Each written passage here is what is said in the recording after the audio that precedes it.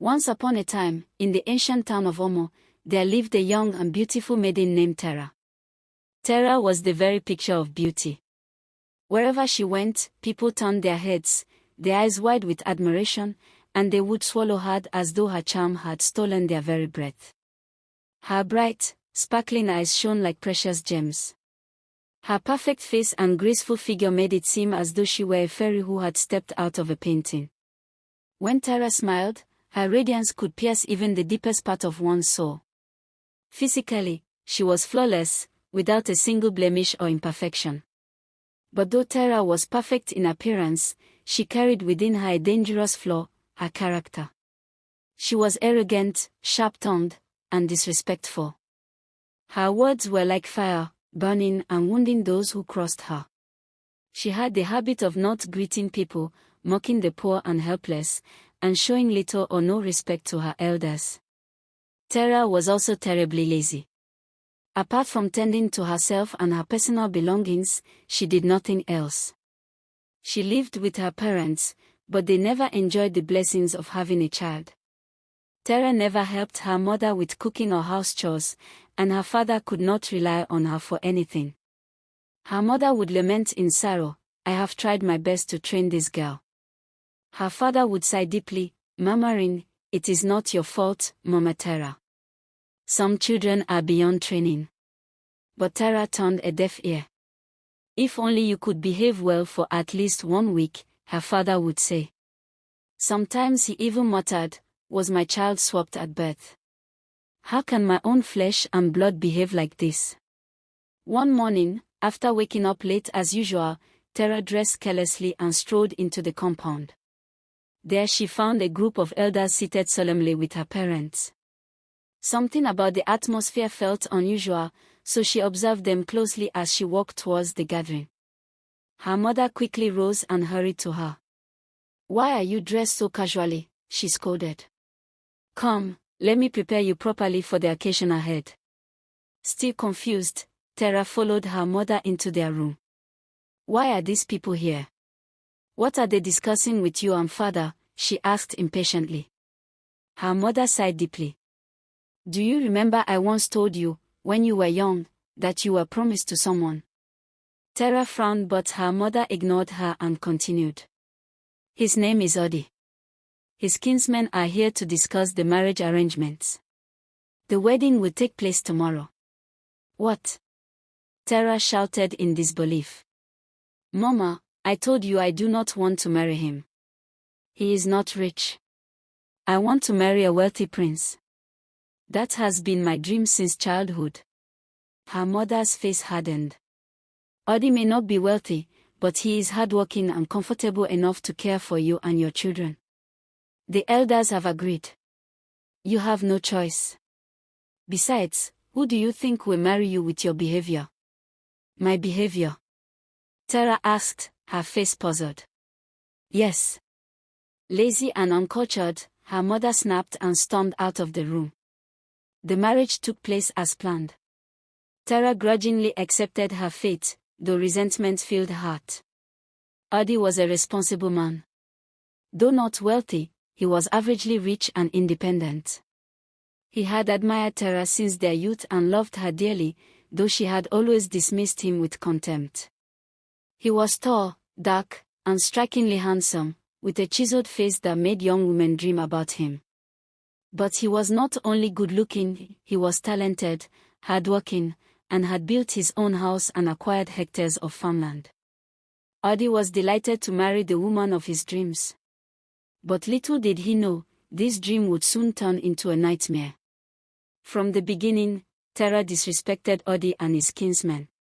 She would walk past them without greeting. When they visited, she would not even offer a calabash of water. At first, Odi overlooked it, but as time went by, Tara became even more reckless. Odi was forced to do all the house chores, cooking and cleaning, while Tara painted her nails and admired herself in the mirror.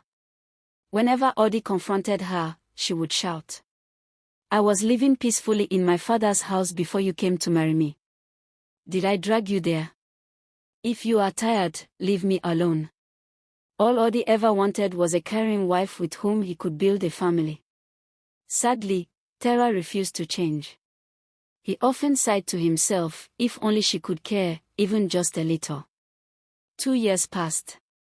Odie's kinsmen began to murmur. "Why has your wife not conceived?" Rumors spread quickly across the village. When Odie questioned Tara, she scoffed. "I don't want pregnancy to ruin my beauty or destroy my perfect shape. If you want a child, marry another wife." Odie's heart broke, but he kept silent. One day, Tara went to visit her grandmother, who lived on the outskirts of the town. Tara loved her grandmother and admired her wisdom. Her grandmother pampered her, yet always cautioned her about her behavior. But Tara never listened.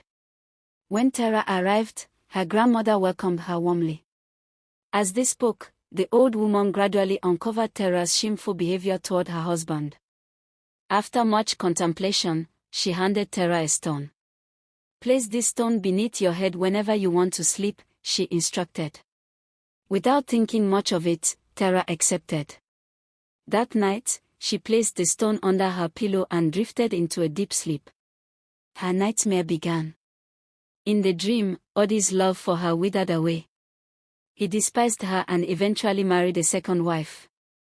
This woman was kind, virtuous, and fruitful. She bore him 4 children, 2 boys and 2 girls. As the years rolled by, Tara's beauty faded.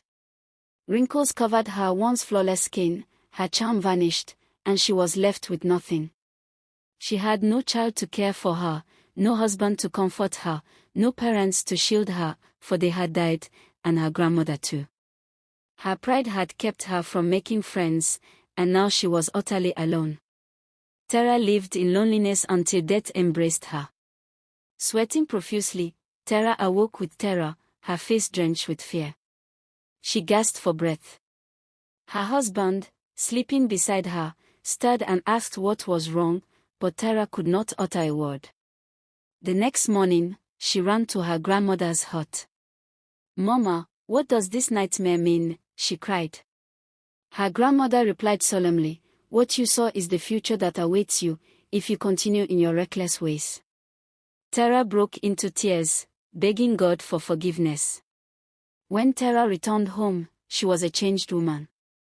Odie could hardly believe his eyes when he saw her cooking, cleaning, and joyfully tending to the house. He rushed to her, hugged her, and asked, "What has come over you?" Tara knelt down, tears in her eyes, and begged for his forgiveness. Odie forgave her gladly. From that day on, Tara fulfilled her duties as a wife. She even went to Odie's kinsmen to apologize, and they embraced her warmly. Soon, the people around began to notice the change in her. With her beauty now matched by humility and good character, neighbors and family grew fond of her. Tara's parents rejoiced, proud of the daughter they once lamented over. Tara's intelligence, once hidden behind arrogance, began to shine. She became a great support to Odie, helping to grow his business. Odie soon became one of the wealthiest men in Omo. Tara gave birth to 4 children, 2 boys and 2 girls.